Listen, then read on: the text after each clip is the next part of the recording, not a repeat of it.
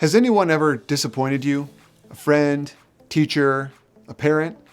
Those can be super tough to deal with, but we often find we can move on from it and heal. We can find a new friend, we can come to an understanding with our teacher, we can reconcile with mom or dad.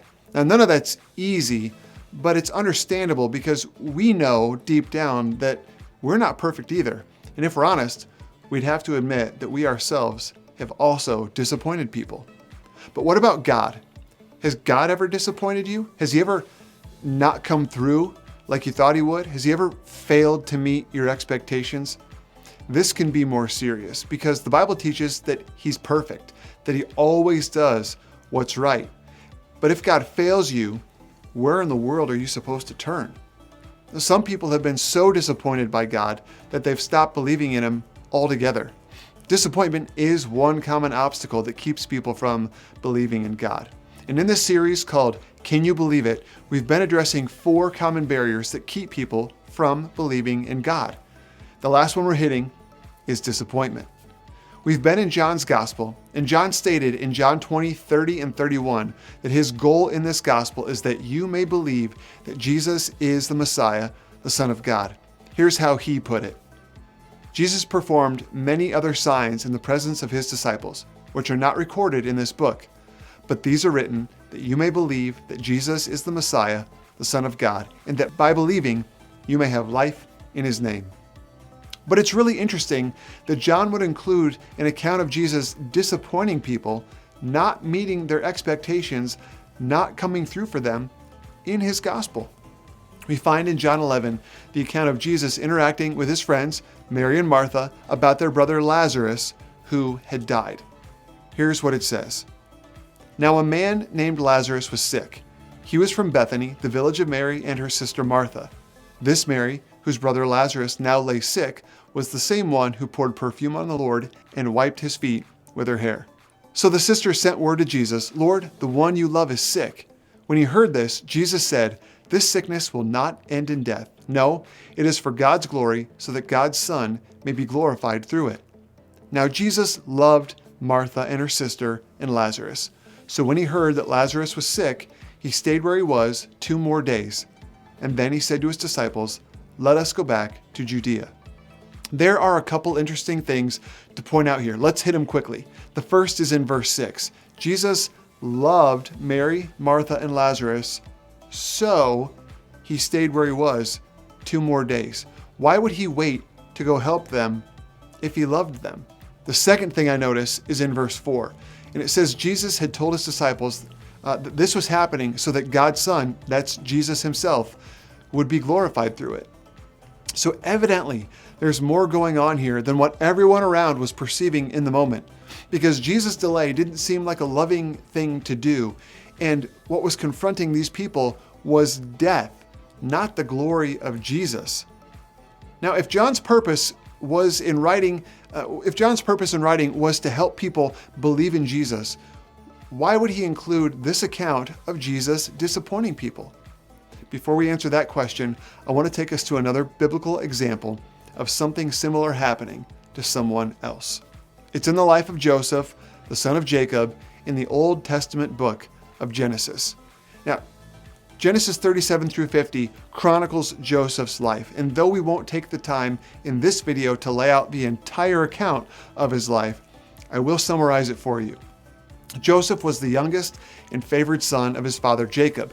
Joseph was envied by his brothers, so they faked his death. They sold him off to a life of captivity and imprisonment. He was lied about, falsely accused, and ended up in the king's prison in Egypt. We read, however, that through that whole time, Joseph continued over and over again to do what was right, despite the fact that each time he chose to do what was right, terrible things happened to him.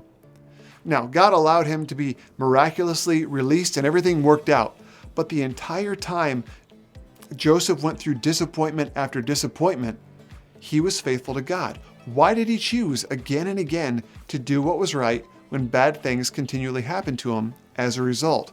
How is that possible? Now, if Joseph was ever disappointed in God, he didn't stay there. And we learn what made it possible by what Joseph declared about his life's events in Genesis chapter 50, verse 20. Here's what he said. "You intended to harm me, but God intended it for good, to accomplish what is now being done, the saving of many lives." So God allowed the suffering in Joseph's life to accomplish saving the lives of an entire group of people. And if we go back to John's account, just what was Jesus showing Mary and Martha? He was showing them the power of God. He was helping them to believe. Look at what he did. John 11, 38 to 44. Jesus, once more deeply moved, came to the tomb. It was a cave with a stone laid across the entrance. "Take away the stone," he said. "But Lord," said Martha, the sister of the dead man, "by this time there is a bad odor, for he has been there 4 days."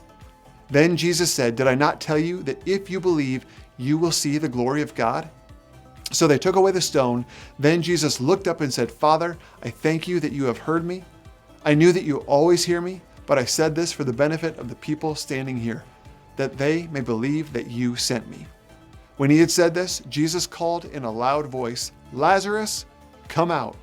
The dead man came out with his hands and feet wrapped with strips of linen and a cloth around his face. Jesus said to them, "Take off the grave clothes and let him go." So we see from the life of Joseph, God working this salvation of a whole group, a whole nation of people. And we see in John's account here, God helping people to believe by showing them his power. But honestly, there are terrible things that happen in our lives that might cause us to be disappointed, and we never know what God is doing. We might never know what the greater thing he's doing is. But these passages help us to believe, even in those moments, that God is up to something good, something greater, even if we can't see it, even if we never understand what he was doing. So here's the big truth. The significance of what God is doing through your disappointment is greater than the depth of your disappointment. It was true for them, and it's true for you. What difficulty, trial, or tragedy are you currently facing?